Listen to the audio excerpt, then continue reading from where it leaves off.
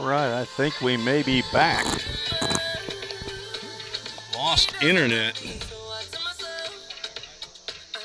My hotspot got hot sitting out here in the sun, so had to find a shady spot for it. Hopefully we'll be okay. Now I'll catch you back up with what happened.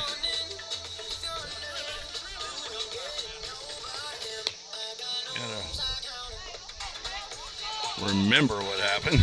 A lot of things happening there. So Shelby Green led off with a walk on some close pitches. Erica Abbott grounds back out to the pitcher. On the plate, Green moves down to second base, and Corinne Knapp collects her first hit of the tournament with a slow or a bunt down the first base or third base line. And on the throw, he got away from the first baseman as Dyersburg State comes to the plate here in the top of the third inning. Get you back up here in a second as Kelsey Camp, the cleanup hitter, first to bat in the third, swings and misses to that offering. After first pitch gets in there, she's now down in the count, no balls and 2 strikes. Camp popped out to Corinne Knapp at third base in her first plate appearance. Swings and misses at a pitch down out of the zone and a 3-pitch strikeout for Caitlin Davis. That's her second strikeout of the ball game. And Shelby Durbin, the catcher, stands in. She was hit with a pitch on a 3-1 count. So after Corinne Knapp laid down the bunt down the third base line, she was going to beat that out and did beat it out. The throw from third baseman Kelsey Camp to Bowers at first got away from Bowers. And Shelby Green scored on the error. After that, Anna Harrison grounded into a fielder's choice, and then Corey Harris grounded out to end the inning.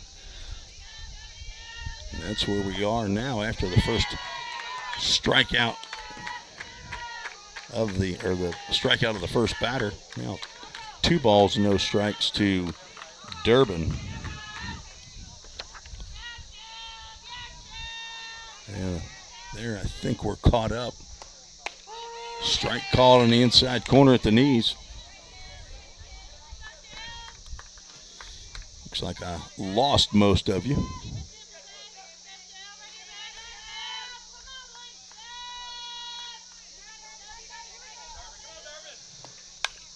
Check swing, foul ball down to the first base coach.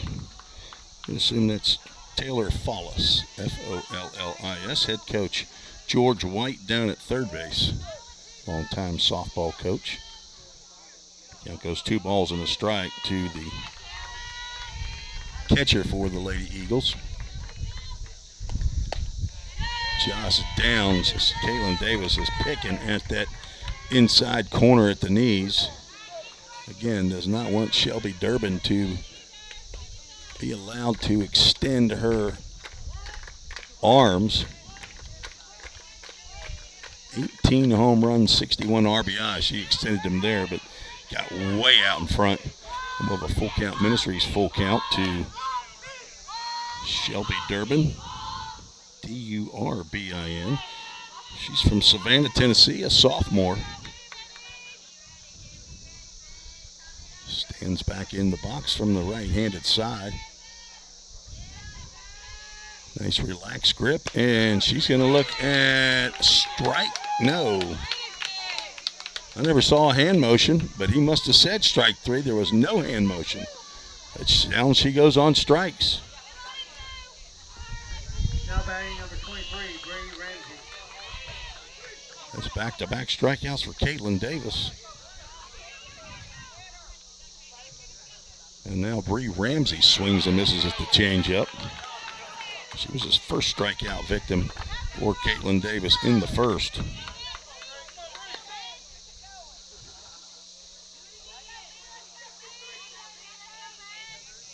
The 1 pitch coming. It's fastball. And that moving strike zone called a ball. Looked like a pretty good pitch from my vantage point. Definitely would have been tough to take with 2 strikes, but she didn't have to. 1-1 pitch is out front. Oh, a diving attempt by Lydia Kirby, and she may have hurt herself. She may have bent that wrist back. She tried to dive. If she'd have let that ball go, it would have spun foul. But she made a diving attempt, got a glove on it. Now she is walking around toward third base, and I am very afraid for Lydia Kirby, because that it can be, for especially for a hitter, devastating injury if you bend that wrist back. And that's exactly what it looked like from here. Her left wrist, as she dove straight toward the ball, which was straight toward home plate. She got the glove out, and the ball went in the glove, but as it then she went to the ground, the glove got bent around as her momentum was coming toward home plate. The ball came out, and then her glove hand then bent back. Justin McKinney is out to check on her, and she's going to walk back to the circle, pick up her glove, and it looks like she's going to try to stay in this ball game. So that's going to be an infield single for Bree Ramsey. As I said, if she'd have let that go, with the kind of spin that was on that ball would have gone foul, and Bree Ramsey would be at the plate hitting with 2 strikes, and Lydia Kirby's wrist would be okay. Kylie Waldrop stands in, and she swings and misses. First pitch she sees. So scoreboard is showing a ball and 2 strikes. Maybe they're working on ice inside and not working about the scoreboard. Now they're got it at least zeroed out. 4 or 5 hits now for Dyersburg State. Foul ball. Waldrop stays in there. She was hit by a pitch. The second pitch she saw leading off the second ended up being sacrificed over to second base, and then she scored on the long base hit by Katie Chesser, who hit a line drive that hit the very top of the left field fence. Katie Davis, the left fielder, caught it off the hop, or off the carom from the top of the fence. But Waldrop, she was running on the hit, and she scored easily. Katie Davis threw the ball back into second to keep Chesser at first. As Waldrop fouls another one off. Count remains no balls and 2 strikes. The 0-2 pitch, changeup, fouled off the screen. She stays alive. Got started a little bit early here, 2:53. And apologize for the internet problems that we've had. I've been able to use internet here at the school most of the time, and for some reason today it's not cooperating, so I had to use the Vol State hotspot. But apparently you let that hotspot sit out in the direct sun and it stops working. My cell phone might do the same thing. I don't know. Waldrop continues to foul off Davis pitches. Does not foul that one off because it's outside. First ball of the at-bat. On deck is pitcher Katie, C-A-D-E-Y, McDaniel.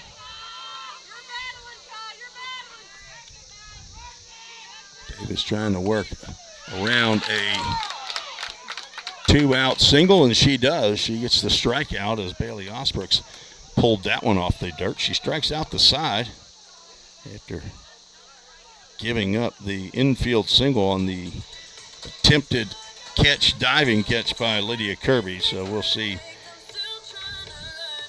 how she feels as she comes to the plate. She will bat in this inning, due up third in the inning.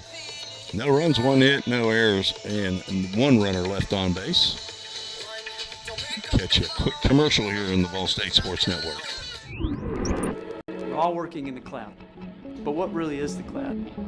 If you start pulling back the clouds themselves, you find out it's an infrastructure.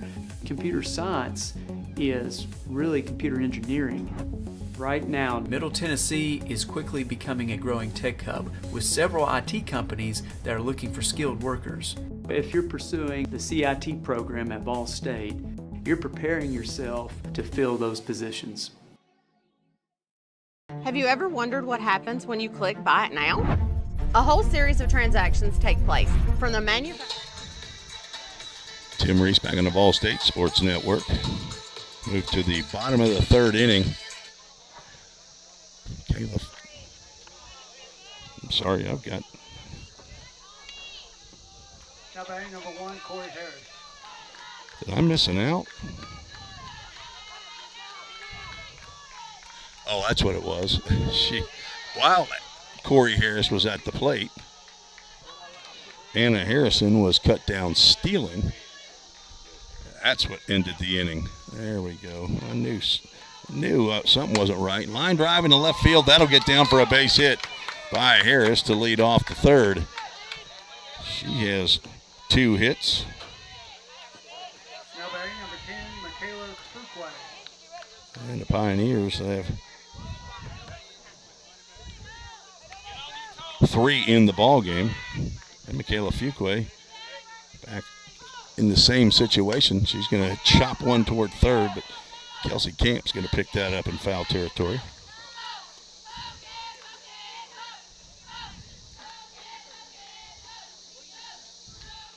Fuqua struck out on a full count pitch in the first inning.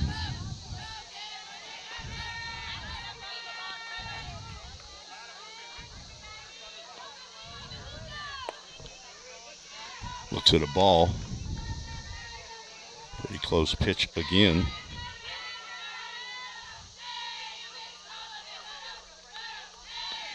Harris stole second in the first. There's another bunt attempt. It comes straight back to the backstop. Count goes 1 ball and 2 strikes. In the first, Harris had the infield single.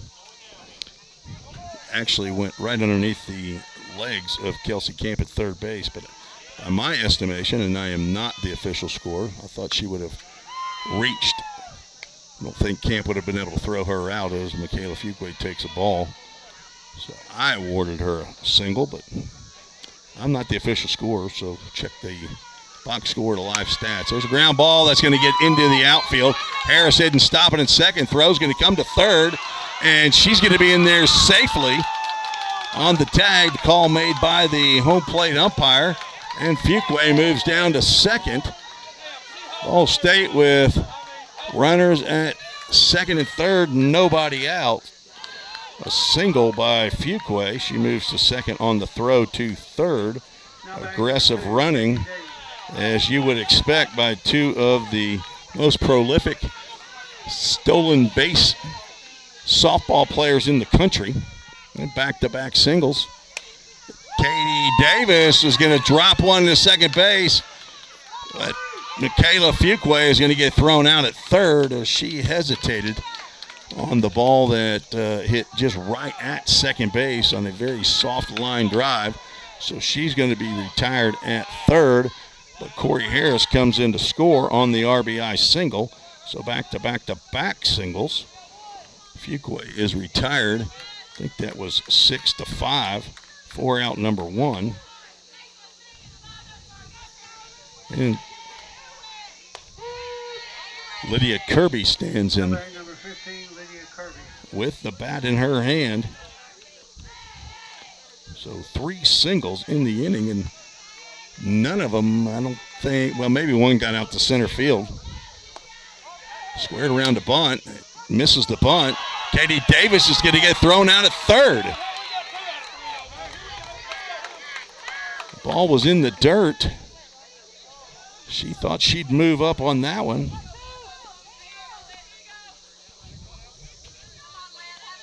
So another caught stealing, 2-5 for 2 outs.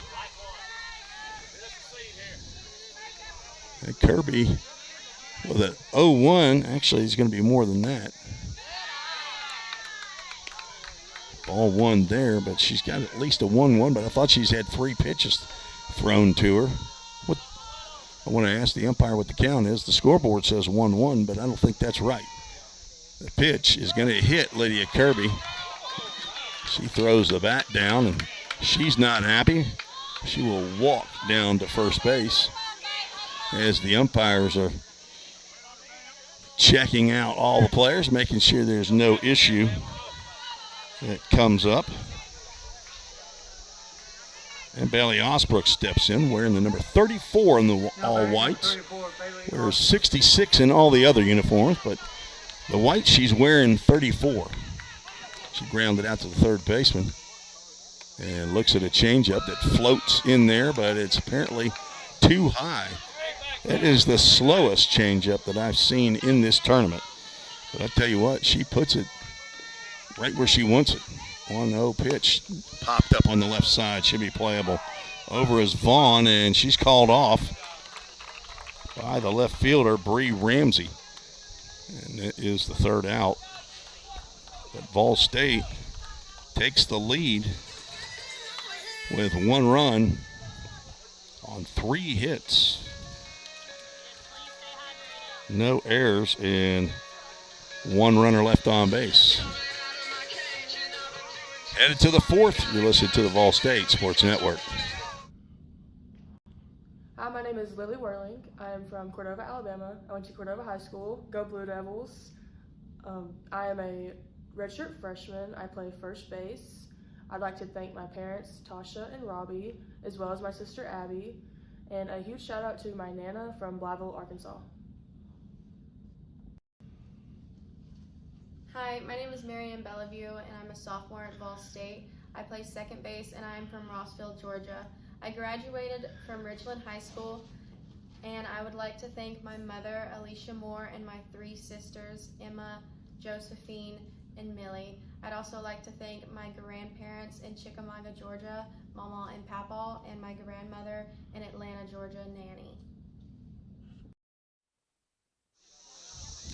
Marianne Bellevue, not played since game 1. Has a lower body injury. She's got an at-bat in the Cleveland State game. Reached on, I believe, a fielder's choice and later scored a run. But she has been unable to get in the lineup. Coach Lynn, Christian Lynn, Brian Drake have gone with the same 10 players.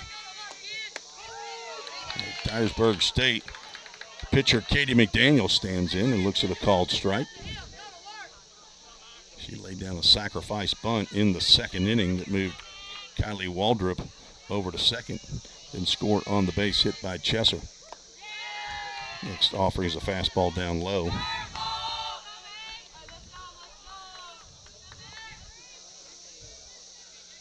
McDaniel, 278 batting average. Not a lot of at-bats, as a matter of fact. Only 18 official at-bats on the season. Chloe Jones, who's being DH for, has a 358 batting average and 106 official at-bats. So I'm not sure what's happening there. I'm not sure if there's an injury to Jones or not. As another pitch just below the knees. That goes 3 balls and a strike. Chloe Jones is the sister to Alex Qualls, a recent graduate of Volunteer State Community College. He's been a 3-year player for the Vol State Pioneers.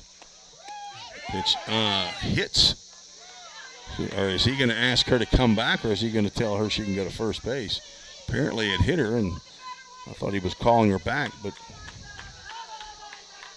he was not. So that's going to be the 3rd hit batter. She was all over the plate. Almost looked like, I say the 3rd. I thought we had a 3rd hit batter. 3rd hit batter of the game. 2nd hit batter by Davis. Katie Chesser drilled one off the top of the fence. It's one hard to nap. She double clutches the throw to Erica Abbott because Abbott was not at second base. That ball was hit so sharply that Knapp got it As a buddy of mine used to say, Ricky Tick, she got it quickly.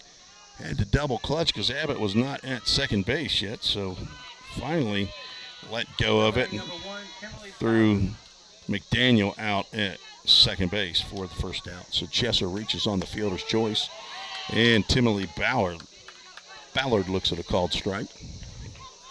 It's a quick game, folks. There's a lot happening, and it happens quickly. 0-1 pitch bounce. That gets away from Osbrooks, comes over my way, and that'll be wild pitch. Chesser moves down to second base. Just don't see a lot of wild pitches in women's softball. At least that has been my experience so far. Or even pass balls. Ballard now has a chance with one out. Drive in a run with a hit. She's going to lift one out into right center field. Anna Harrison's going to get on it quickly. Throw to the plate is not cut off. They're going to go ahead and go to second. The throw to the plate is not going to be in time. Osbrook's underhand toss is too high to the covering Katie Davis. So the error brings in the second run. Errant throw by Anna Harrison in center field. First error of the ball game on my score sheet for the Lady Pioneers. Base hit by Ballard, but it was not an RBI because Chesser was not trying to score on that base hit. She was held up because wasn't sure if the ball was going to be caught. On the throw to the plate, Ballard moves down to second base. So she and Chesser just swapped places. Riley Bowers, who's 2 for 2, stands in. We're all knotted up at 2 in the top of the fourth inning. Davis fastball is fouled back.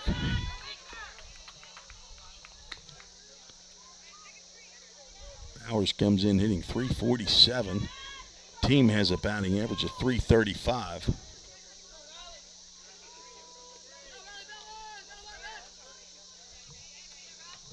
Oh, 1 pitch, grounded to the left side. Harris gloves, drops, and will throw to Knapp, who tags the runner who was moving between second and third out at third base. So that's not a good swap if you're a Lady Eagles fan. So retire Ballard on the 6-5. And Bowers reaches on the fielder's choice. They didn't have a chance really to get Bowers, I don't think, on that ground ball. But Ballard, who was moving from second to third, was tagged out. Pop up in the infield, Eric Abbott just back into the outfield grass, which is a little bit lower out there, and she might have stumbled a bit. Makes the catch for out number 3, but an unearned run scored by Dyersburg State ties this ball game up. 1 run, 1 hit, and 1 runner left on base, and the 1 big error for the Lady Pioneers. 2-2 headed to the bottom of the 4th. You're listening to the Vol State Sports Network. Hi, my name is Erica Abbott. I'm a freshman here at Vol State, and I play second base. I'm from Summertown, Tennessee, and I went to Summertown High School. And I would like to thank my mom and dad, Melody and Dwayne Abbott, and my brothers, Austin and Ben. And I also like to shout out my mama from Summertown, Tennessee, and my nanny from Etheridge, Tennessee. Hi, my name is Lydia Kirby, and I'm a freshman here at Vol State, and I'm a utility player. I am from Bowling Green, Kentucky, and I went to Greenwood High School. I would like to thank my parents, Greg and Jennifer Kirby, and my twin sister, Hannah Kirby, and then I would like to thank my older sister, Cassie Metter, and I would like to thank my grandparents, Nanny and Granddaddy, and they're from Alberton, Kentucky, and I would also like to thank my Nana from Bowling Green, Kentucky. Moving to the bottom of the 4th inning, the losers bracket final here between Dyersburg State and Volunteer State. Now batting number 7, Shelby Green. Shelby Green leads off, facing Katie McDaniel. First pitch misses inside. She drew a full count walk and scored the first run of the ball game for Vol State in the second. Change up, catches the outside corner for a called strike. Dyersburg State played Motlow State in game one of their tournament. Ball down low. And it was a 3 versus a 6 seed. Dyersburg State came out on top 4-3. That was on Sunday. Game after Vol State played Cleveland State. Strike called. Outside corner, 2 balls and 2 strikes. Chat State then run-ruled Dyersburg 8-0 in 5 innings on Tuesday. Put Dyersburg in the loser's bracket.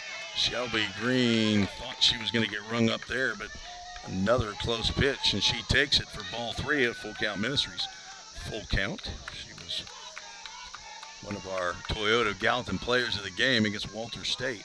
Full count pitch is drilled in the right field. That will get into the glove, though, of the right fielder, Chloe Jones.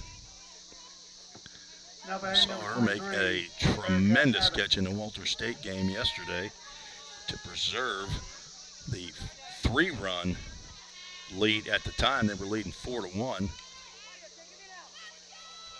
Erica Abbott steps in now, and she's going to look at a changeup for a called strike.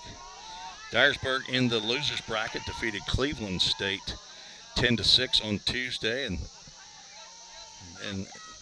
completed the victory against Walter State. Prior to this game, 5-1, which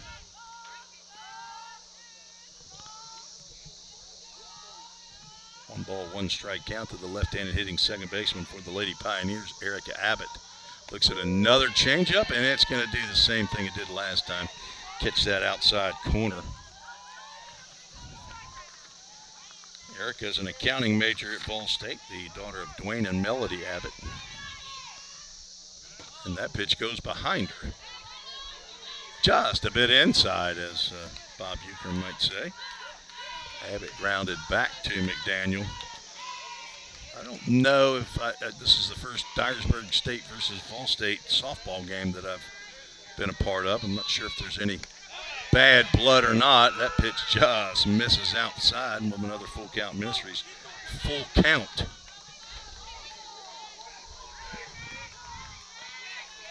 McDaniel has kept the ball right around the plate. Full count pitch.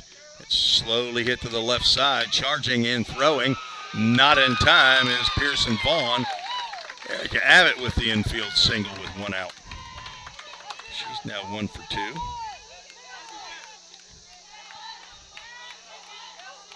Now batting number 4, Corinne Knapp. 2 for 8 now in the tournament. Corinne Knapp, who picked up her first hit of the tournament. A bunt single in her last at-bat, steps in, swings and misses over the top of a drop ball. Had a bunt single, the third base line, and on the plate, Kelsey Camp threw to Bowers at first. Another changeup misses inside.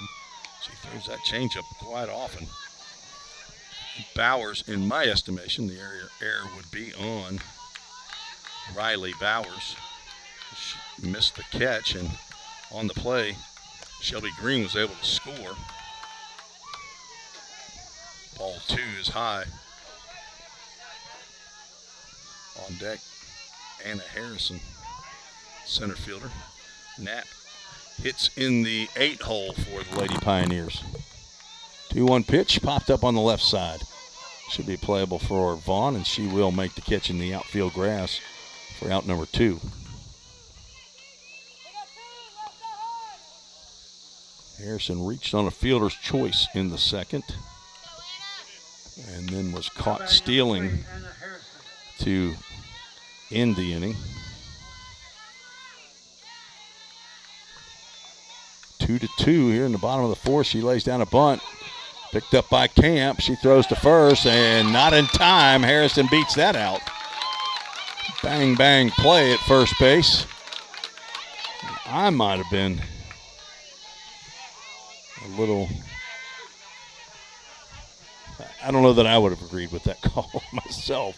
It was bang bang. It was close, but I thought that throw might have beat Harrison, but Lady Pioneers get the benefit of the close play. Now runners at first and second in the top of the order. Corey Harris, who's 2 for 2, steps in. She looks at the first pitch. It misses inside. McDaniel catches the ball back from Durbin in disgust.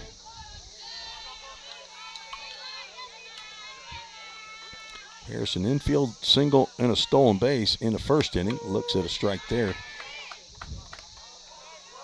And then in the third, at a single up the middle, later scored on the single by Katie Davis. Changeup misses outside.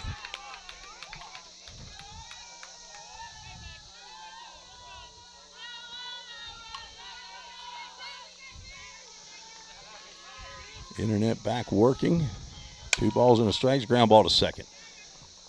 Timberly Ballard over to Riley Bowers. 4 out number 3, and the Pioneers cannot scratch in their half of the fourth. We are through 4, scheduled for 7. All tied up. 2-2. You're listening to the Vol State Sports Network.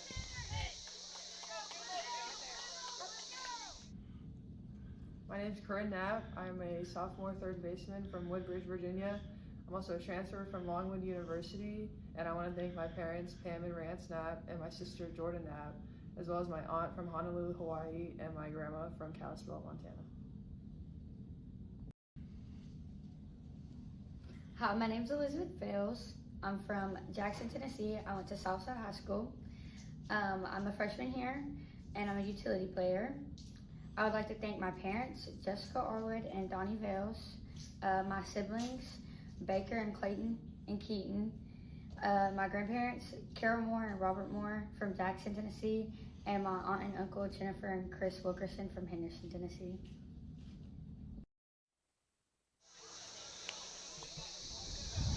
Top of the 5th. We go here all knotted at 2.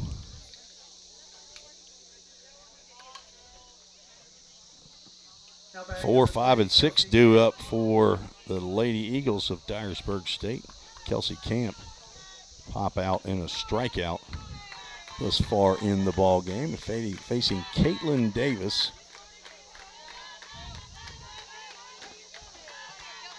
First pitch is in the inside corner for a called strike.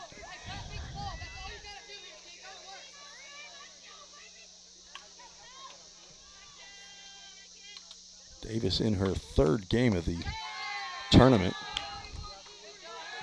Ground ball up there for ball 1.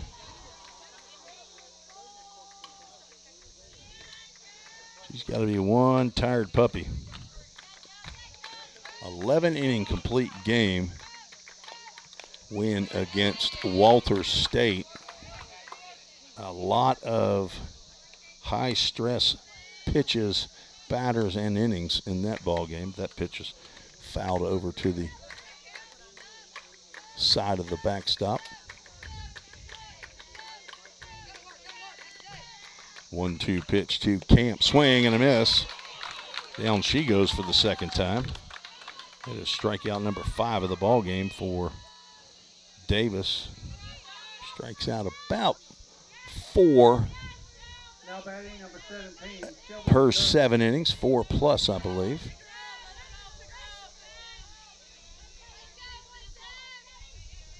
Dyersburg State took 3 of 4 during the year against the Lady Pioneers.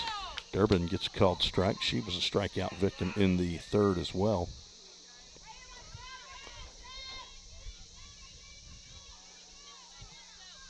Two-day series played up at Dyersburg, Tennessee. Durbin is crowding that plate and gets another called strike at the knees on the inside corner. The pitch is nearly hitting her right knee as she bends. Now it looks like she's backed off the plate, and then she moves that front or that back foot a little bit closer to the plate. That Left foot starts wide and then comes straight away as she fouls that one off the screen, pulled that one. Dyersburg won game 1 of doubleheader on April 5th, 11-6. Ball State won their only game of the series 9-1, then lost 7-3 and 12-3. So Dyersburg looking to get 4th win. Ground ball to Knapp, and she throws that one over, and then Lydia Kirby just takes a shot from Durbin as she was running down toward first base. I'm not sure if Kirby was actually in the baseline. Maybe she was. The throw was high from Corinne Knapp. Kirby didn't have a chance to catch that one. So Durbin moves on to second base as the ball hit the fence down the right field line and caromed into right field. So a 2-base error puts Durbin at second with Ramsey at the plate. Takes ball 1. Lydia Kirby is getting banged up here in this ball game. Second error of the ball game for the Lady Pioneers. Change up right down Broadway. Winner takes on Chattanooga State following this game. It's the Lady Pioneers. We'll carry it right here on the Vol State Sports Network. Audio only for the most part. You do have a video, but it's of me. A little slow ground ball to Knapp. Double clutch. Another throw is up the line. Not sure that they would have gotten Ramsey. Might have. But a double clutch by Knapp. And Corey Harris looks like she's going to call a meeting in the circle. Ramsey reaches. I'm going to put a single down with a question mark. If it's ruled a single, then that will be the 7th hit of the ball game, as now the meeting of the players breaks up in the circle. Brian Drake, the assistant coach for Lady Pioneers, comes out to talk solamente uno to Caitlin Davis. Just he and Caitlin. I think he had some words of wisdom for Kylie Waldrop, who is next up. Now we've got a meeting between the home plate umpire and the first base umpire. Not exactly sure what it's about, but I think each of them have their little notebooks out, writing something down. Pretty confident it's not their list of 3 favorite restaurants in the city of Columbia. Although I have a favorite now. Been to it twice. The Catfish Campus. 1 out and 2 on. And the first pitch to Waldrop is fouled in and out of the Vol State dugout. Waldrop was hit by a pitch in the second and later scored, struck out swinging to end the third.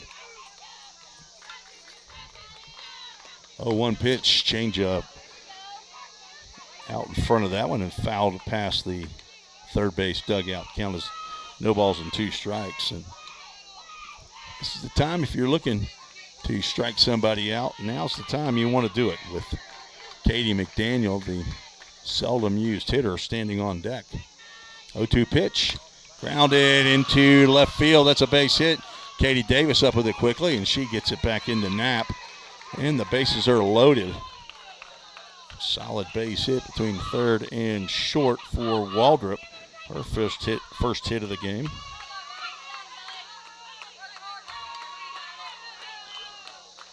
Shelby Durbin, who reached on the air, is standing at third base. Bree Ramsey down at second. And Waldrop down at first. Now Katie McDaniel. Sacrifice bunt in the second and was hit by a pitch. In the fourth, he has to hit away here. Pitch is in there for a called strike. Not a lot of do-dat double plays in softball, but as I said, Katie McDaniel has not been to the plate often for Dyersburg State coming into today's game. Only 18 official plate appearances. Fouls that one off, but she's down in the count. No balls and 2 strikes.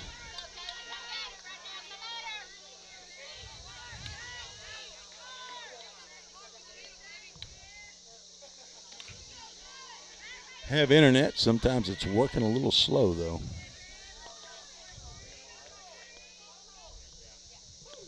Oh, 2 pitch outside.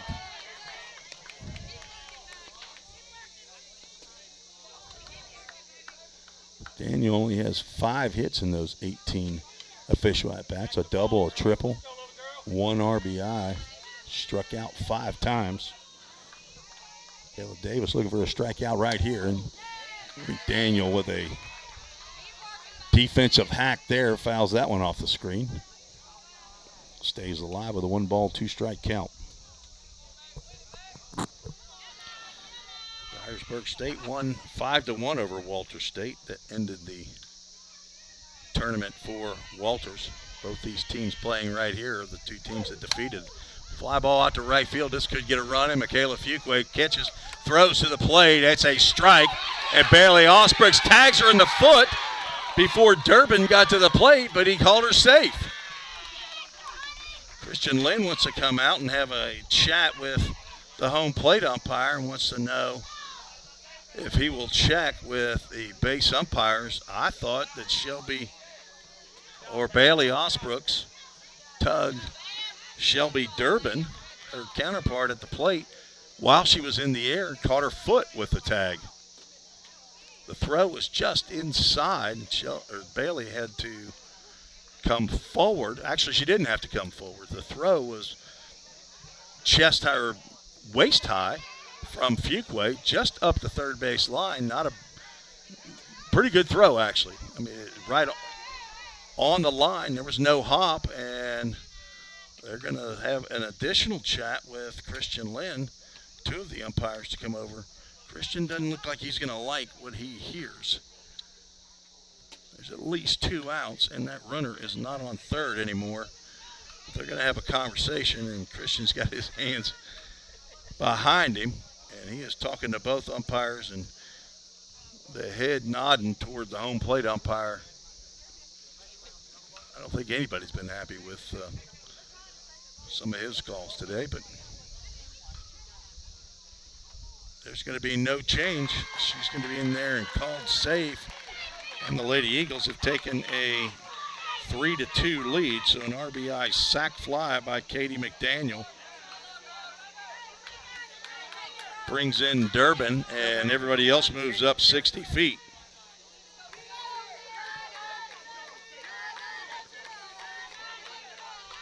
Now Katie Chesser to the plate.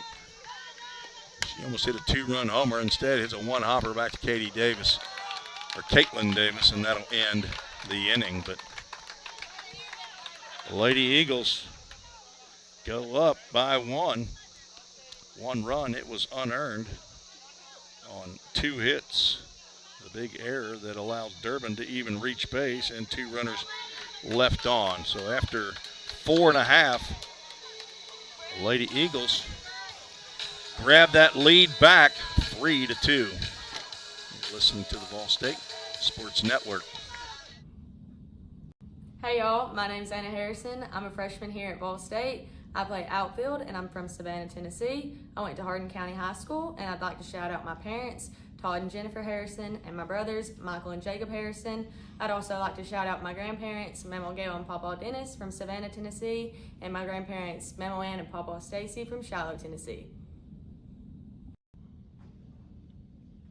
Hi, my name is Caitlin Davis. I'm from Manchester, Tennessee. I went to school at Coffee County Central High School.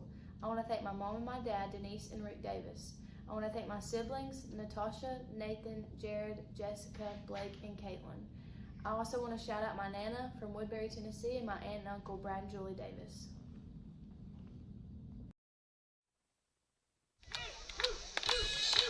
Heading to the bottom of the 5th, Lady Pioneers down a run. Looking for a big inning here. They'll send 2, 3, and 4 to the plate Now batting number 10. to face Katie McDaniel.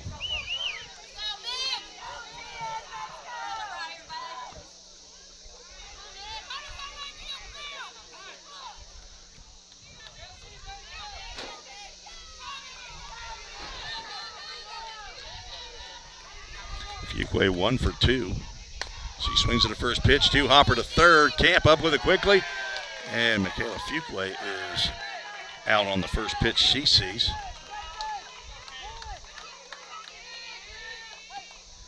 She can run fast, but it's hard to outrun a thrown ball. But any bobble at all, and she's on. Katie Davis, also 1 for 2, stands in. Swings from the left-handed side, looks at a changeup on the outside corner. Just dropped in there very nicely by Katie McDaniel. On for her 28th appearance of the year. Fastball, another one hopper to Camp. Throws on to first base. Davis runs through and a little bump on Bowers herself as she's running on the inside of the baseline. 2 up, 2 down for the Lady Pioneers. Lydia Kirby does not have an official at-bat. She walked in the first, was hit by a pitch in the third. She could tie with 1 swing. Does not take a hack at that pitch that misses outside. Looked like it was going to be a pretty good pitch. I kind of even flinched my left leg, but thought maybe she was going to ambush McDaniel on the first pitch. Let's see if that changeup is coming next. Got 1-1 on the scoreboard, but that's not correct. It's only the second pitch they've thrown, and that's outside as well. 2 balls, no strikes.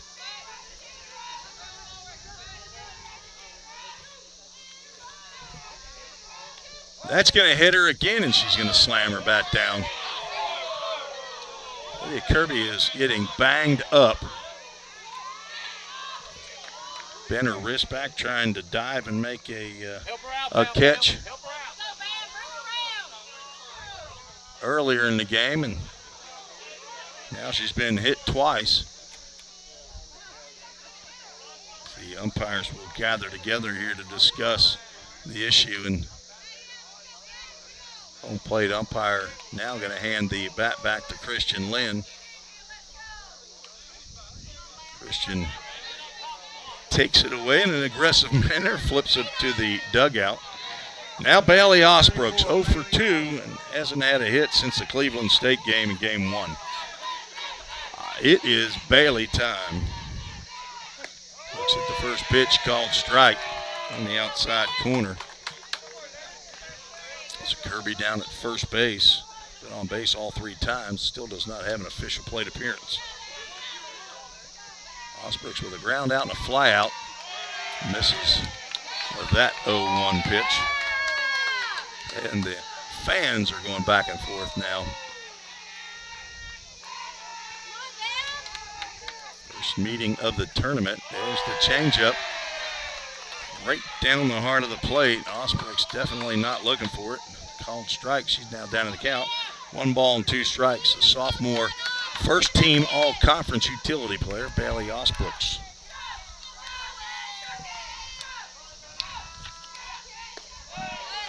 Fastball misses away. Count goes 2 balls and 2 strikes. I would think you'd pitch pretty carefully to Osbrooks, tied for the conference lead in home runs with 18. 2-2 pitch. Just misses outside. McDaniel started to walk off the field thinking that was strike 3, and it was close. Of a full count Ministries, full count. It's like Copley had hit a home run in, guessing, the Dyersburg State game. She has 19, so Osbrooks second. Grounder to third base, and the throw over is in time from Camp to retire Osbrooks. No runs, no hits, no errors. 1 runner left on base. Kelsey Camp got all 3 of those outs. Put outs to Riley Bowers. Let's get to our Allie Cassidy Brick and Stone Alumni Spotlight. Today's Alumni Spotlight is Sydney Harris, former Lady Pioneer the last 2 years. She's from Decula, Georgia.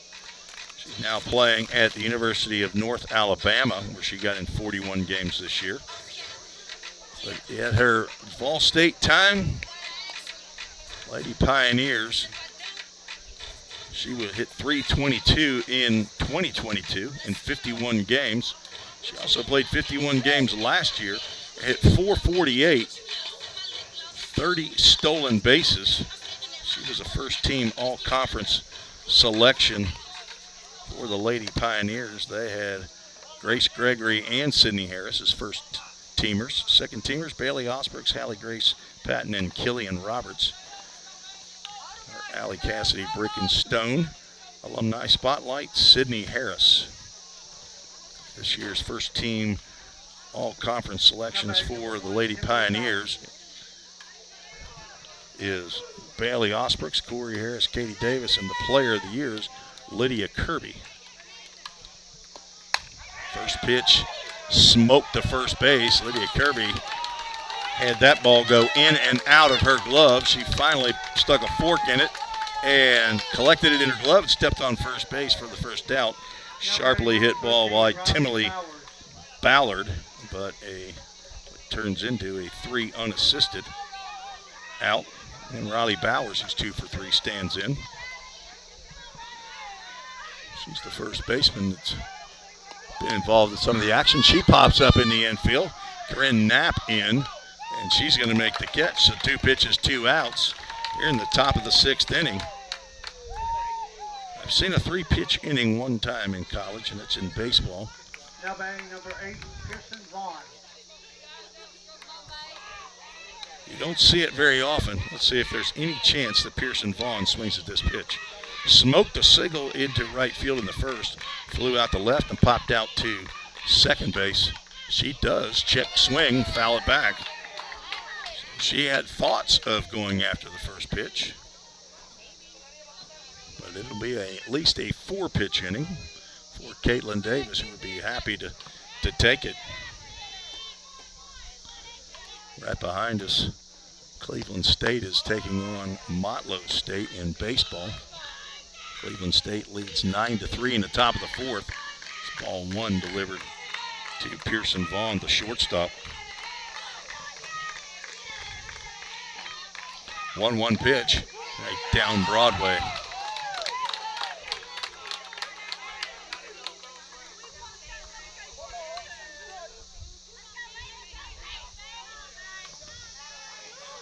Lady Pioneers down by a run. Popped up and out of play to the left.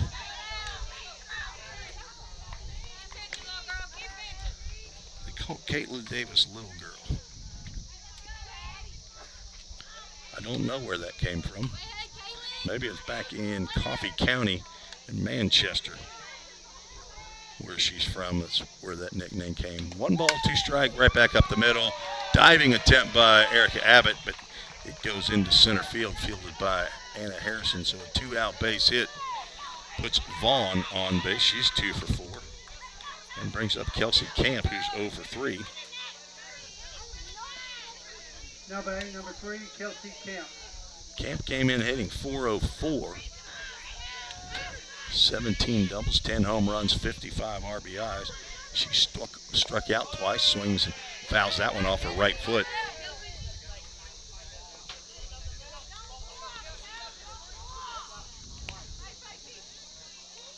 Unofficially 9 hits for the ball game for the Lady Eagles.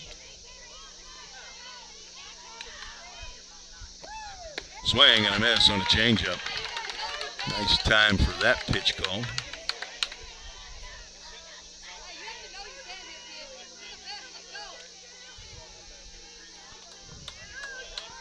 Dyersburg State comes in 5th in the conference in hitting. Ground ball foul backhanded by Knapp. Count remains no balls and 2 strikes.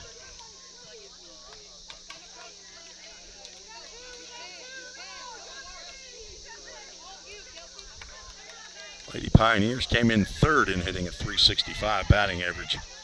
Having a little trouble with Katie McDaniel, though. Pitch misses outside.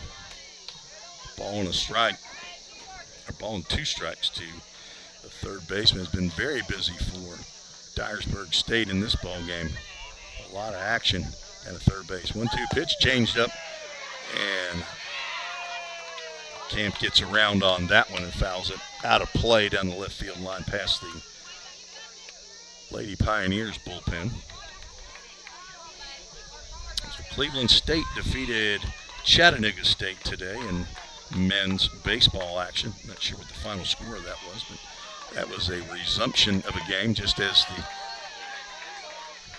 Walter State, Dyersburg State was. That ball gets away from Bailey Osbrooks, and a wild pitch moves Vaughn down to second base. Second wild pitch of the game by Caitlin Davis. Apparently a little muddy and a little damp back in that corner of the backstop. Osbrooks slipped back there and they threw the ball out. Twos are wild, 2 balls, 2 strikes, 2 outs, and another low pitch to Camp. It's the count at full count Ministries, full count.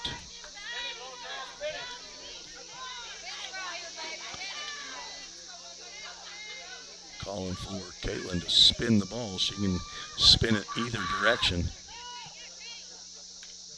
And a 3-2 pitch fouled off. Mackenzie Lusk, the manager down in the bullpen, is behind the screen. Haven't mentioned her all tournament. I apologize to Mackenzie. She's been the manager for the Lady Pioneers all year long. Whatever needs to be done, she's the one that gets it done. And Davis delivers. Popped up in the infield. Corey Harris under it. She's going to make the catch for out number 3. And in the top of the 6th, no runs, 1 hit, no errors, 1 runner left on base.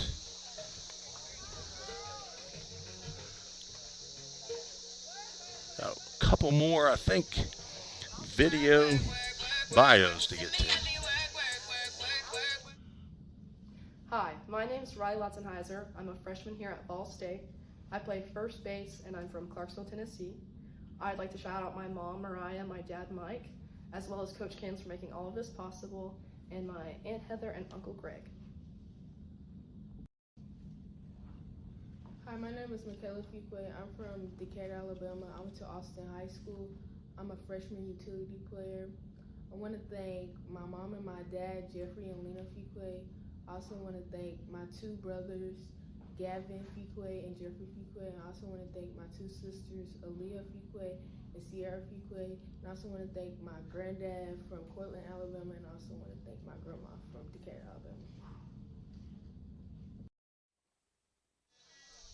Michaela Fuqua, a quiet talker. Turn her volume up. Appreciate the ladies taking the time prior to the tournament to get those videos done. Number 7, Shelby Green. Amazingly, it took a couple hours to get it all done. Nobody did it in 1 take. That's okay. Professionals don't do that. Shelby Green, Erica Abbott, Corinne Knapp. The bat here in the bottom of the 6th against Katie McDaniels, going all the way, and she throws changeup in there, or ball. That pitch comes in there so slow, you wonder if it's going to stop. Green walked and scored in the 2nd, lined out to Chloe Jones in right field. Looks at ball 2. Had a big 3-run home run to put the Lady Pioneers up 6-1 over Walter State a couple days ago, and probably one of the biggest hits in her life. She lined one opposite way down to the left field line. That was after Lydia Kirby had given the Lady Pioneers the 3-1 lead on a 2-run double. 3-0 pitch poured in there for a called strike. Kirby 7 RBIs in the tournament. Leads all Lady Pioneers. Shelby Green has 4 RBIs. And does not offer it. That fastball in the outside corner. It's called a strike. Count moves to a full count. Ministries full count. See Alex Qualls, the Ball State Pioneer baseball player. 3-2 pitch is grounded softly to first base. Bowers will pick it up and step on the bag for out number 1. Other 3 unassisted. Just as the top of the 6th started. Erica Abbott, her 3rd plate appearance, she singled in the 4th inning. Walks up on a pitch that misses outside.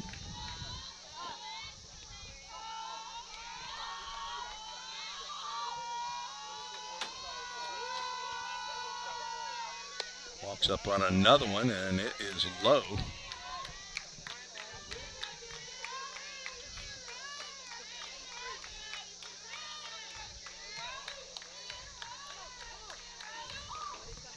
Two-0 pitch is high, and another 3-ball no-strike count.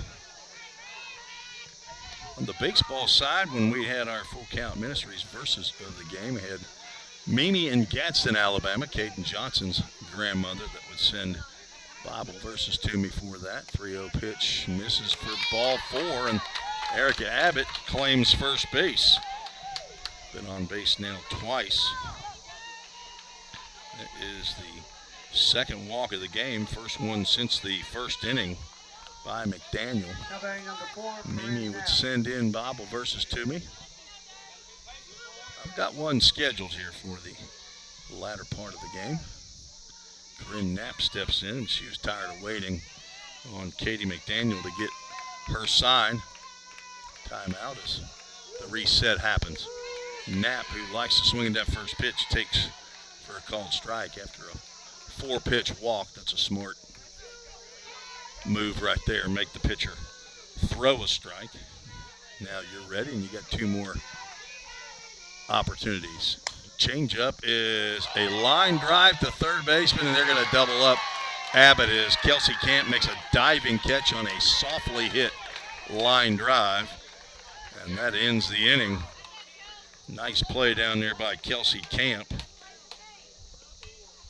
to make the diving catch, and Erica Abbott is forced out at first base, 5-3 on the double play.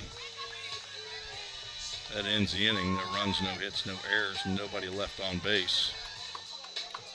We are headed to the 7th. Only scheduled for 7. It comes down to the final inning.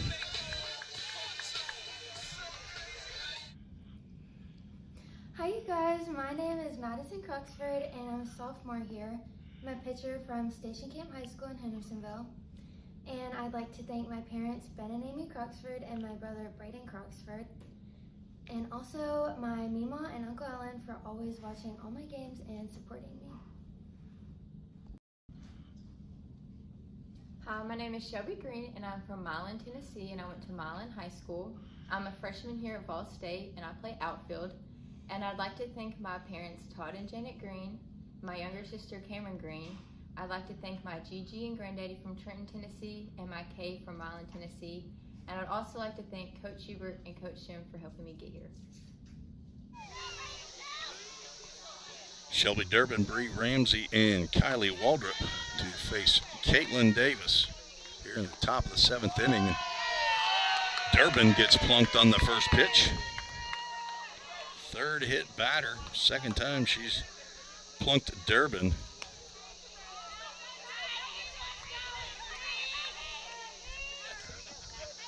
And an insurance runner, or possible run, is down at first base with Bree Ramsey, who's 2 for 3. See, the sacrifice bunt is laid down. Diving attempt on the foul pop-up by Bailey Osbrooks, but she couldn't get the backhand on that one. It'll be strike 1. Kirby was charging, as was Corinne Knapp from 1st and 3rd, respectively. Bree Ramsey, a couple infield singles. Timeout is called as head coach George White wants to have a chat with Ramsey. The athletic director for Dyersburg State, Steve Corneliuson, talked to him and his wife the other day and met him a couple of years ago, my first year broadcaster for Ball State. He was the athletic director of Jackson State. I think they're going to have a pinch runner maybe at first base for Durbin. So number 14, Keaton Wheeler, is going to pinch run for Durbin. We have a pinch runner at first base, number 14, Keaton Wheeler.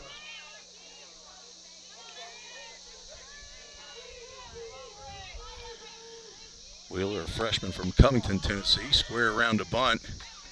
The pitch is taken for a ball.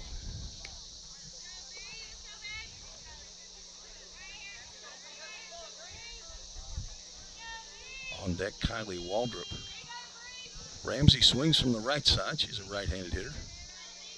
Looking at 1 ball, 1 strike count. She's going to lay the bunt down. Looks like the ball hit the bat, and she is out. She throws the bat down and hits the ball with the bat, and so Ramsey is out. So we'll call that a 2 unassisted, as Osbrook's probably the closest batter. So the bunt, put a bat down there on it, as it's a fair ball, but as soon as she drops the bat down on the ball to knock the ball away possibly from the fielder, then that's batter interference. And Keaton Wheeler, the pinch runner at first base, has to return back to first. So 1 out and a runner at first. Ground ball, that's a fair ball down the left field line with Kylie Waldrop, as that ball is retrieved quickly by Katie Davis down in the left field corner and holds Waldrop to a single. Great play by Katie Davis, and Wheeler stays at second. Waldrop now 2 for 3. Brings up Katie McDaniel, the pitcher, who also does not have an official at-bat. Laid down a sacrifice bunt, was hit by a pitch, and drove in a run with a sacrifice fly in the 5th. Right now, that's the winning run. She fouls that one straight back. Lady Pioneers need to keep it at a 1-run deficit. Katie McDaniel, looking for the win in the circle, is going to try to get herself some insurance runs heading into the bottom of the 7th.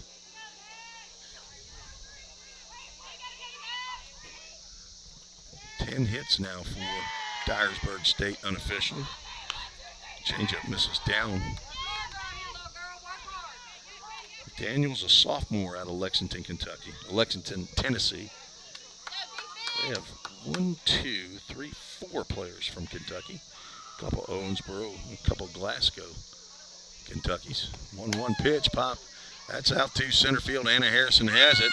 Tagging, but holding is Wheeler. Now 2 outs as the ball gets back into the infield.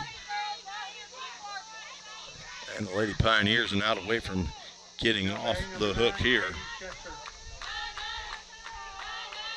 Katie Chesser, the number 9 hitter, has been active for Dyersburg State. Single and drove in a run in the 2nd. Reached on a fielder's choice and scored in the 4th. Looks at a called strike on a bit of a changeup. It's definitely not as slow as Katie McDaniel's, but she takes something off of that just in case Chesser was amped up for the first pitch, not looking for the changeup. 0-1 pitch, amped up for that one, and she got ahead of that, grounds it past her coach down there at third base. And now Caitlin Davis is on top, no balls and 2 strikes. Katie Davis out in left, Anna Harrison in center, Michaela Fuqua in right, Corinne Knapp at third, Corey Harris at short, Erica Abbott at second, Lydia Kirby at first, Bailey Osbrook's behind the plate, and Caitlin Davis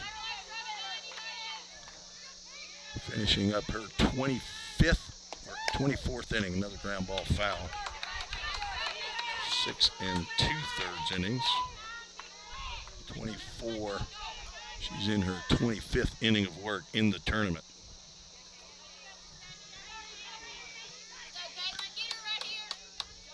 Try to hold them right here and get one or possibly two to win the ball game in the bottom of the 7th. 0-2 pitch coming to Katie Chesser. Change up, swung on and missed, and Caitlin Davis does her job. Strikes out Chesser. That is strikeout number 6. And now it's up to the hitters. Do or die time here in the bottom of the 7th. Due up is 9-1-2 here in the 7th inning. Anna Harrison, Corey Harris, and Michaela Fuquay. Let's go ahead and get to our Full Count Ministries verse of the game. It's found in the book of Psalms. It's the 19th Psalm, verse 1, that says, "The heavens declare the glory of God. The skies proclaim the work of his hands." Your translation may say, "The expanse proclaims the work of his hands." Expanse and sky are the same thing. All you got to do is just look around and you see the evidence that there is a creator. It's found in Psalm 19, verse 1. "The heavens declare the glory of God. The skies proclaim the work of his hands." It's the Full Count Ministries verse of the game. Hoping it's not the last of the year. Made at least a run rally, and we're going to have a pinch hitter here. Marianne Bellevue is going to come out of the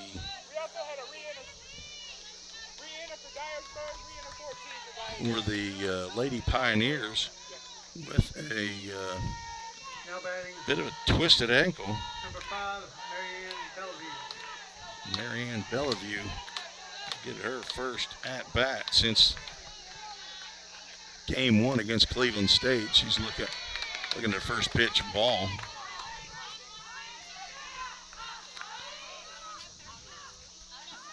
Bellevue's a sophomore from Rossville, Georgia. Looks at another pitch inside. Transfer from the University of the Cumberlands.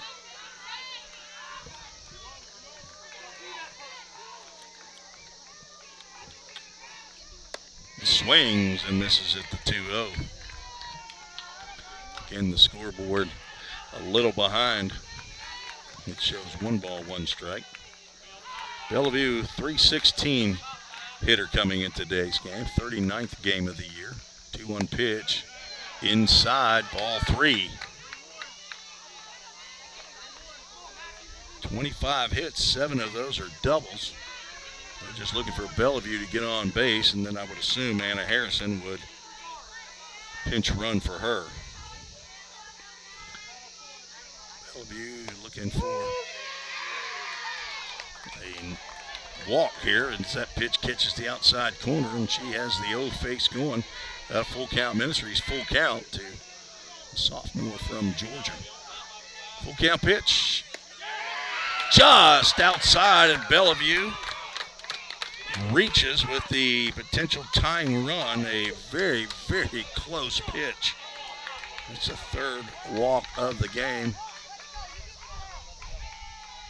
Christian Ling comes in to talk to home plate umpire about something that he's not happy about, but Anna Harrison will re-enter to pinch run for Marianne Bellevue. She will be on at first base, and Corey Harris, top of the lineup, is now back in the box. Corey Harris is 2 for 3. Now the first base umpires come down to have some instruction to maybe both coaches. Maybe there's been some yiping back and forth. I'm not really sure, but Corey Harris steps in on the left side, and she's going to look at a pitch high. Katie McDaniel has thrown every pitch in this game.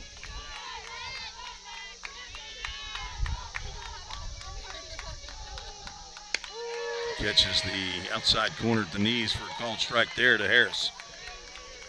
Harris not attempting to lay down a bunt yet. Maybe it's take 2, get a strike, and then lay down the bunt. And she will take a changeup for a called strike. Down in the count, 0-2.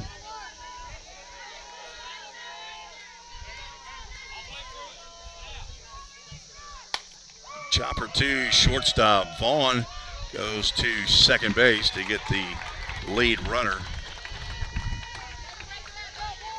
And Harris reaches on the fielder's choice. 6-4. Anna Harrison is retired. Trying to get that 5.5 hole was Corey Harris.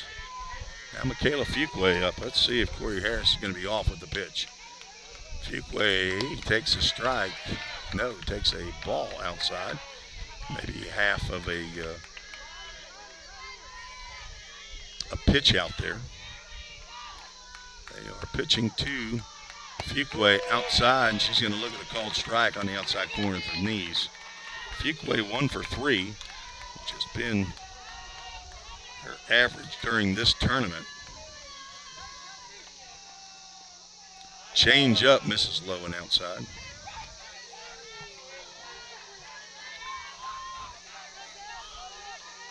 Fuqua has been 1 for 3 in each of the 4 games. So now this is the money at bat right here.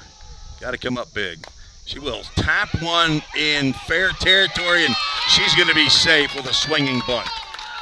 Big, big play right there. Durbin was hoping that would go foul, but it went about 10 feet from home plate, and that puts runners at first and second. So the tying run is at second, and the winning run is on at first base. Katie Davis steps to the plate. Katie Davis is 1 for 3. One of the top hitters in the league. Matter of fact, she's number 2. 460 batting average coming into today's game. Looked at a fastball outside. Katie McDaniel with the slumped shoulders. Can't believe that wasn't called a strike. On deck, the leading RBI player, Lydia Kirby. She's the conference leader in RBIs, and Davis takes another ball. Like that was maybe a high and outside. RBI single in the third, 2-0 pitch. She swings and gets jammed on it, fouls it straight back. Marion Bellevue walked to lead off the inning. She was replaced by Anna Harrison, who re-entered. Ground ball by Harris to the shortstop. Retired Harrison. There's a bunt laid down, and it will roll foul. That English on that ball, that was not on the swinging bunt by Michaela Fuqua, but was on the stab bunt by Katie Davis, and Shelby Durbin with the intelligent play there to let that one go by. The count goes 2 balls and 2 strikes to a sophomore from Decatur, Alabama. 2-2 pitch popped up in the infield as the changeup came in, and Davis had to swing. She was almost out of the box when she swung, and now the Lady Pioneers are down to their last out. So a pop up back to the pitcher, retires Davis. Now Lydia Kirby, as timeout is called, as George White will come out to talk to his infield and his pitcher. Lydia Kirby, the player of the year in TCCAA, comes to the plate. She has reached each time that she's stepped in the box. Walked in the first and was hit by a pitch in the third and the fifth, and was not happy either time. So Kirby 5 for 14 in the tournament. Scored 2 runs. 4 of those 5 hits are doubles, and she's driven in 7 runs. Now with 103 RBIs, which was second in the nation in RBIs. She is 28 ahead of second place in the conference, and that's her teammate Bailey Osbrooks, who's standing on deck. So not a place right here that you would walk Kirby, even though Osbrooks has had a tough time in the tournament. Only one hit. She is a dangerous hitter, but Lady Pioneers down to their last out in the winners bracket, or the finals of the losers bracket. First pitch right down the can. Kirby takes it for a strike. Right about the letters on the all-white uniforms, blue numbers, blue socks for the Lady Pioneers. Harris at second base in her sprint spot. There's a ground ball up the middle. Corey Harris rounding third. The ball is dropped by the center fielder. Diving in at the home plate is Harris with the tying run. Lydia Kirby gets it done again. And on the play, Fuqua moves over to third base with the winning run now. RBI single up the middle. Kylie Waldrop would not have been able to get Corey Harris, but probably would have been able to keep Michaela Fuqua at second base. Now batting. Bailey Osbrooks with a chance to walk it off for the Lady Pioneers and get him into the championship finals. 3-3. Runner's going to go ahead and take second base with defensive indifference. I'll write a stolen base in there, and a ball 1 to Osbrooks. Now you got a base open. I think you go ahead and walk Osbrooks, but right now they're choosing to pitch to her. 1-0 pitch, swing and a miss, and a neck-high fastball. I am really surprised that they are not putting Bailey Osbrooks on base to pitch to the freshman Shelby Green. Osbrooks 0 for 3. Looks at a pitch outside.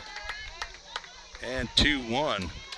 Corey Harris, there was no chance she was not going to be sent on that base hit up the middle by Lydia Kirby, and her 104th RBI ties this game in the bottom of the 7th.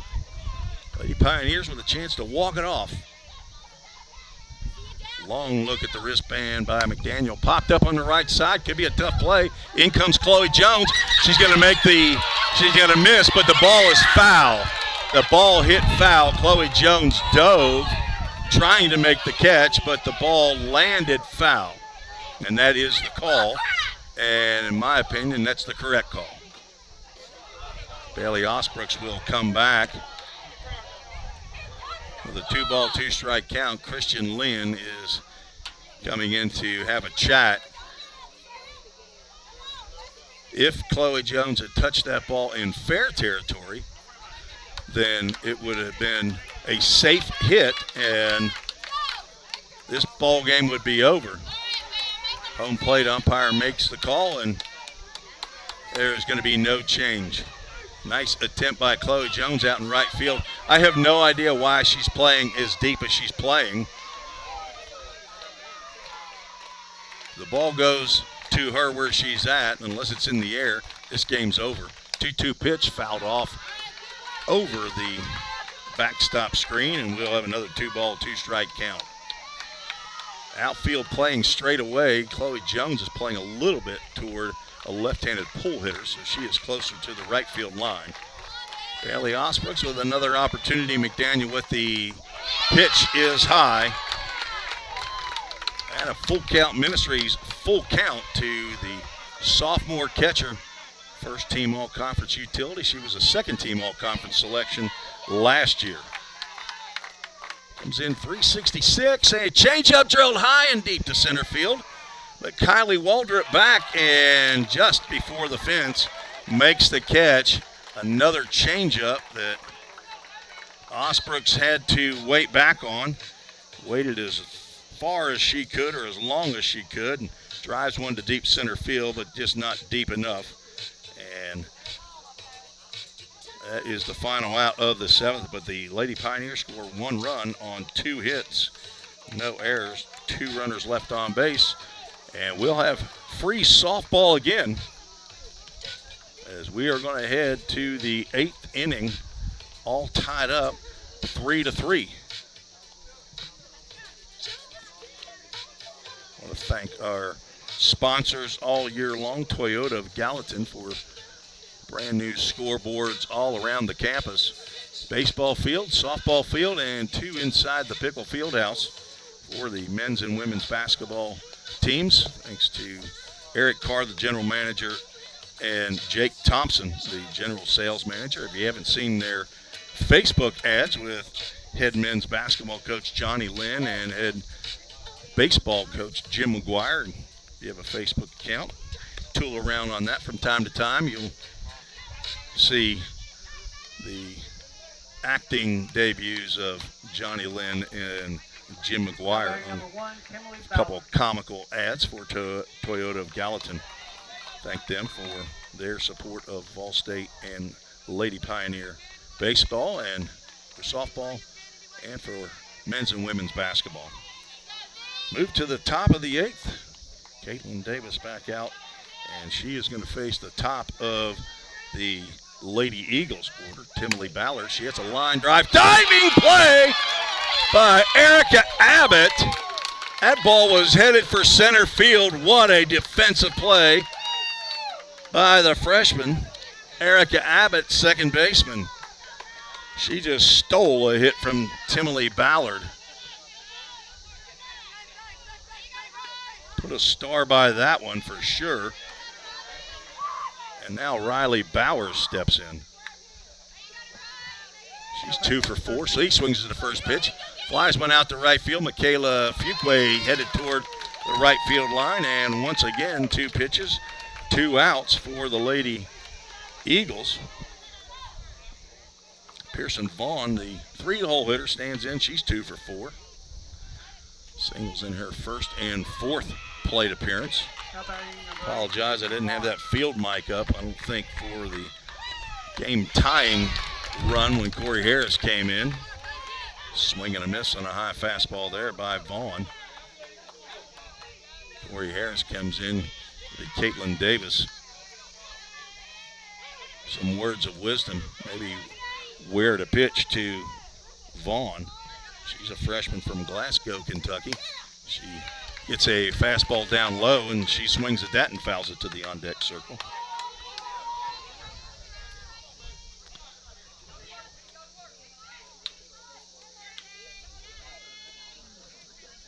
Pearson Vaughn came in hitting .362. That batting average is going to go up. 0-2 pitch coming from Caitlin Davis. And the 0-2 misses outside. She threw the fastball. May have spun that one. I called the fastball. She's got a slider that comes into the left-handed hitter, and she's got a screwball that goes away from the left-handed hitter. Vaughn is a left-handed hitting shortstop. Crouched and ready, and she swings at a pitch high in the zone and cracks one out to center field for a 2-out base hit. That was a good pitch by Caitlin Davis. Vaughn was apparently just ready for the high heat. She's now 3 for 5. Kelsey Camp steps in. She's 0 for 4, and if you're a Dyersburg State fan, you would say she is due, just like Bailey Osbrooks is. Camp with a couple strikeouts. Looks at a first pitch just inside.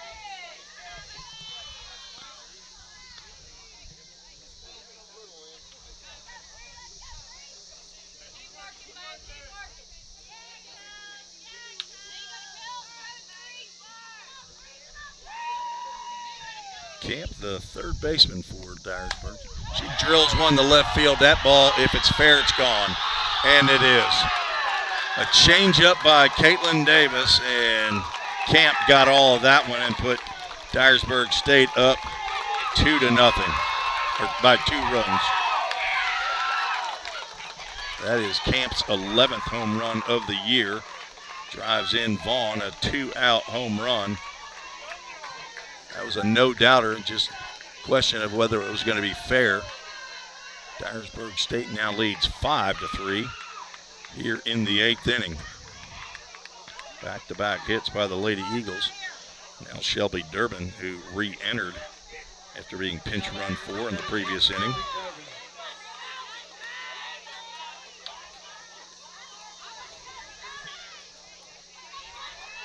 Davis has to regroup and Hasn't yet, as that pitch goes behind Durbin. Durbin's been plunked twice.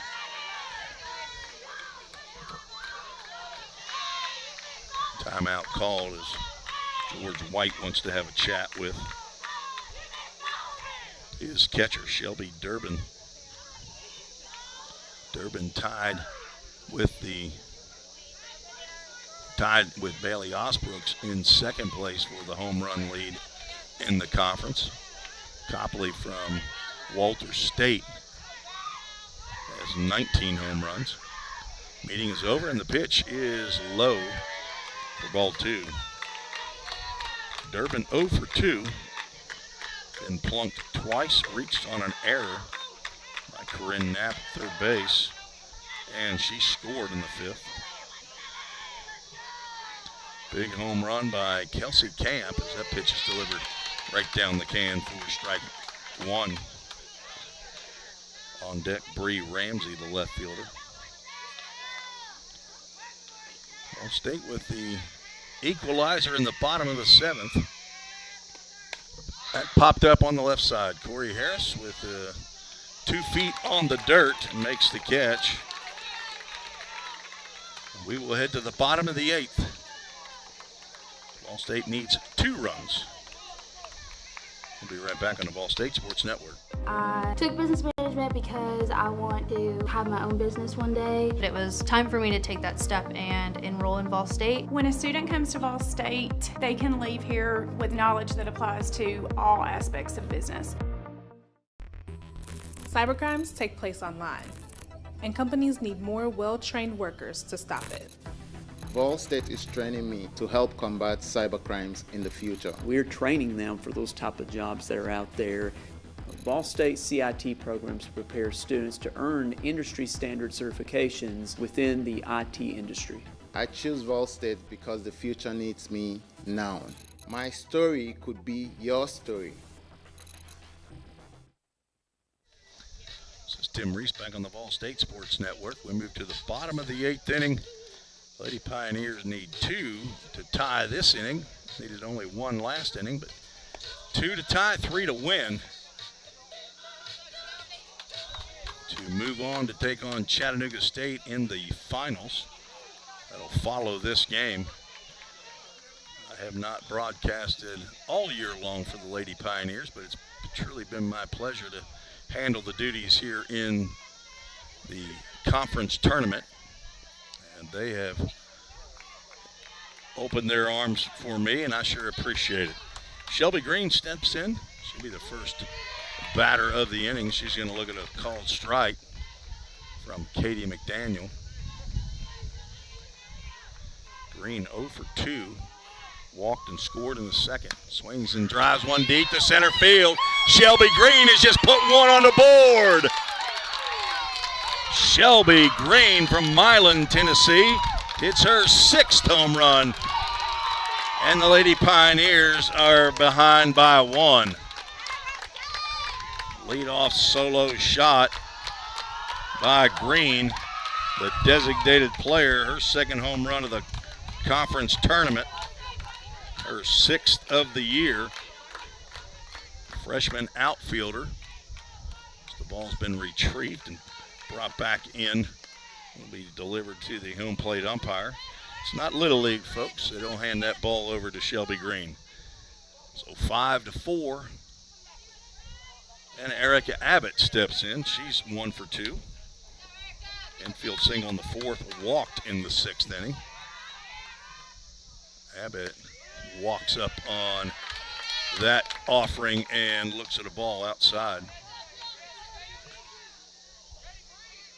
You don't want to do is walk up on one of those slow changes. Let's see what she's getting here, and she does not. Gets the fastball that is outside again.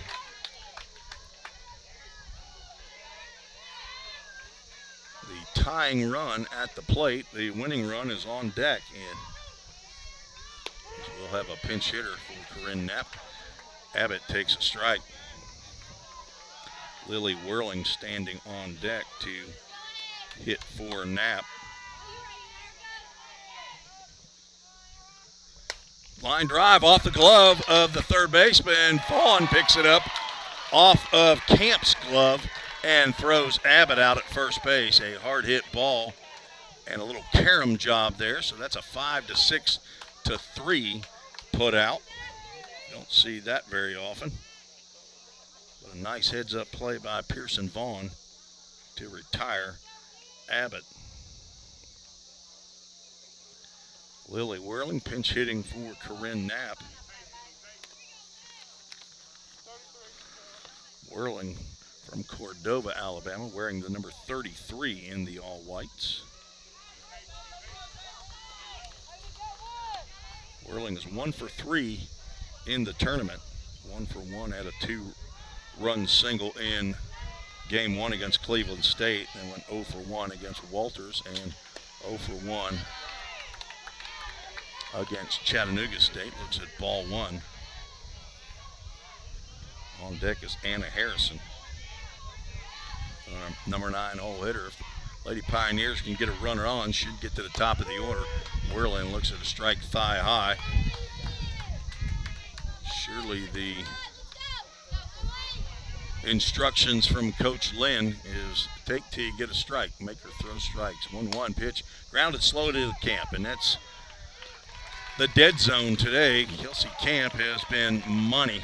She's been a vacuum cleaner, and she throws over to first for out number 2, and the Lady Pioneers down to their last out. But Anna Harrison will be lifted for another pinch hitter. That is Riley Lotzenheiser. Lotzenheiser wearing the number 44. She will pinch hit for Anna Harrison.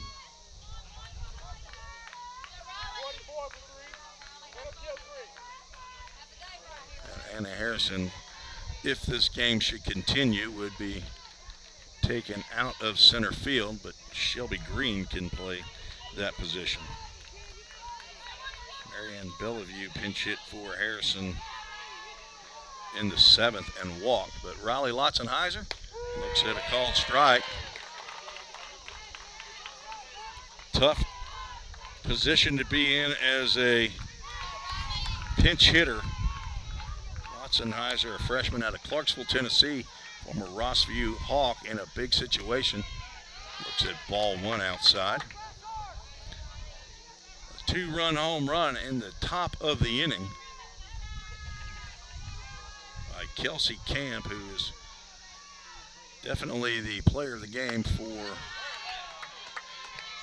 Dyersburg State. I don't know how many assists she's had, but she's made some great defensive plays. I say she is. She's 1 for 5 at the plate, but a big, big hit. At a 3-1 count now to Lotzenheiser. With Corey Harris praying for an opportunity to hit here in the bottom of the 8th. 3-1 pitch, drilled into center field. That's going to get down, and that will roll all the way to the wall. Lotzenheiser will drop anchor at first base. She absolutely stroked that one. She'll be lifted probably for a pinch runner. She is the potential tying run on at first base. Absolutely smoked that one, and Elizabeth Vales will come in to pinch run for Lotzenheiser. Keeps this game going, and now it's up to the sophomore Corey Harris, who's 2 for 4. Harris, 1 home run on the season. I'm not sure if that changes her strategy coming up to the plate or not. I'm not sure if this is a slap hitter type of a situation or not. She's going to walk up on it and take a called strike. So Vales going to need to get to second base. She does have a stolen base, maybe a couple of them in the tournament. I know of one. She does not go there, and Harris now looking at a 0-2 count. So if Vales was going to go, she would have already gone. But Durbin has thrown out 2 would-be base stealers. The 0-2 pitch. Cracked to short, caught by Pearson Vaughn, and that's the ball game. Corey Harris hits an absolute rope at the knees of Pearson Vaughn, who makes the catch for the third out. And Dyersburg State wins this one 5-4. A well-played game and very close matchup. Dyersburg State will take on Chattanooga State in the championship final. It'll be coming up within the hour, I said, once the grounds crew gets the field ready. Dyersburg State defeated Walter State with 1 inning left in their game, 5-1 prior to this game, and took down the 4th seed Lady Pioneers 5-4 here at Columbia State. We will have any players for interview after the game here at all. We don't do that on a loss, but Dyersburg State ends up defeating Ball State 4 out of 5 games this year. And they never trailed in the game. Ball State came back and tied it in the bottom of the 7th. Had a chance to win it, but could not get that final hit. Kelsey Camp with a big 2-run home run in the top of the 8th gave that margin of victory that they ultimately needed as Shelby Green led off the bottom of the 8th with her 6th home run of the year to get Ball State back within 1, but that's all the farther they could come back. So that'll do it for the 2024 TCCAA Conference Tournament for the Lady Pioneers. They defeated Cleveland State in Game 1 and beat Walter State in Game 2, but fell to Chat State and have fallen to Dyersburg State here in the last 2 games. So they finish 2-2 in the tournament. They will finish the year 43-21. And good luck to the sophomores who will be leaving. Let's see, we'll name them off here. The sophomores: Corey Harris, Katie Davis, Corinne Knapp, Madison Croxford, Marianne Bellevue, and Bailey Osbrook. Some tremendous talent for the Lady Pioneers. That'll be lost, but Christian Lynn acquitted himself well in his first year at the helm of the Lady Pioneers. I want to thank all of you for listening in. This unusual broadcast is a audio only. We couldn't show the actual action on the field. It was Game Time Sports Network had the rights to that during this tournament. Thank Jay Harper for his work this week. Hope you enjoyed his broadcast. I'll be back next year, Lord willing, do some Pioneer baseball, and when I can, I'll do Lady Pioneer softball. Be back on the air with the Full Count Rhythm this summer, beginning May 28th on the Full Count Broadcast Network on YouTube, Facebook, and Twitter if you just want to hear my voice again. But I would like to say thank you for listening in. Thanks also to Athletic Director Bobby Hudson and the head coaches for Ball State this year, Christian Lynn, Jim McGuire for baseball, Johnny Lynn for men's basketball, and Otis Key for women's basketball, for assisting the broadcast whenever they could, and for being a resource for me along the way. Thank you to Bobby Hudson and all the coaches. God bless each and every one of you. Thank you for listening in to the Vol State Sports Network. Talk to you down the road.